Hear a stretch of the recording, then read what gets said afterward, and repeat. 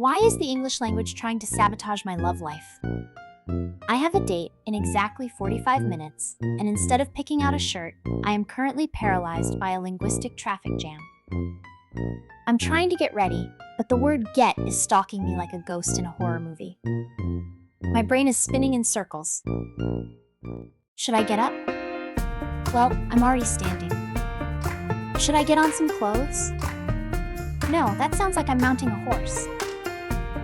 If I can just get over my anxiety, maybe I can get by with a simple hello. But honestly, I might just get out of this date entirely to avoid the embarrassment.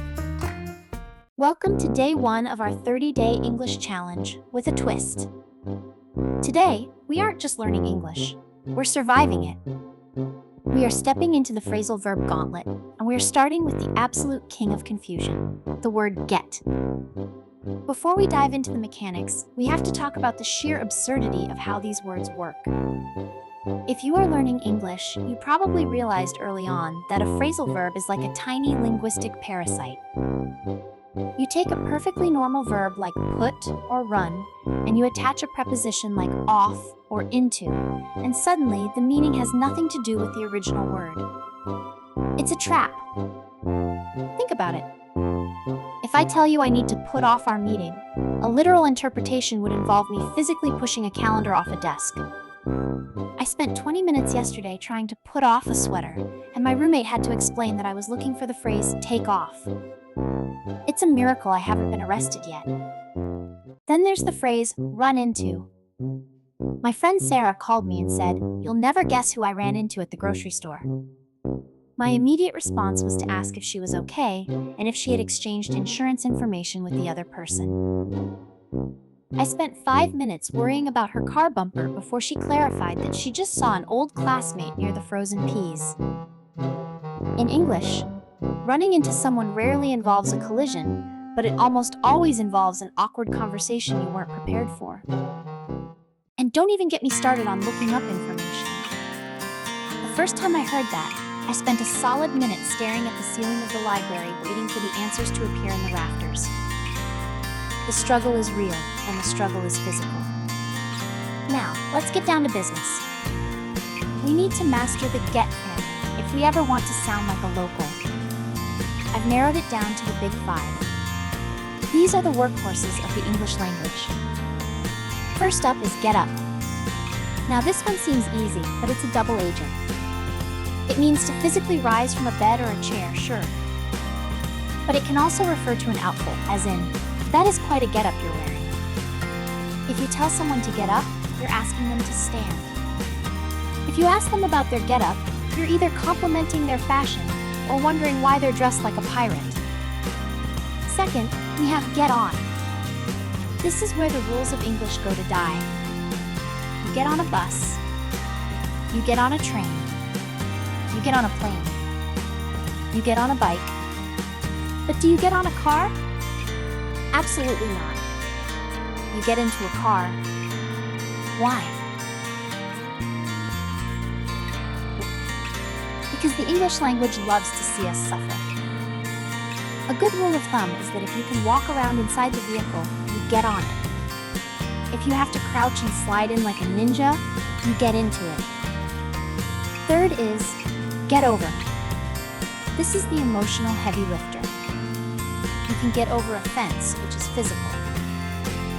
But you also have to get over your ex-boyfriend, get over a cold, and get over the fact that they discontinued your favorite snack. It means to recover or move past something. If you're still crying about a movie that came out in 1994, your friends might tell you to get over it. It's the ultimate move on phrase. Fourth is get by. This is the survivalist's verb. It doesn't mean you're winning, it means you aren't losing. If someone asks how your bank account is looking and you say, "I'm getting by," it means you're eating ramen noodles, but the lights are still on. It's the art of doing just enough to survive. We all have those weeks where we are just getting by on caffeine and sheer willpower. Finally, we have get out. This is the most versatile of them all. It's a command when you're angry. It's a description of a weekend trip, like a mountain getaway.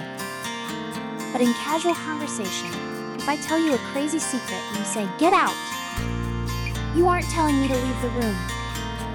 You're saying, "No way! I don't believe you." It's an exclamation of shock.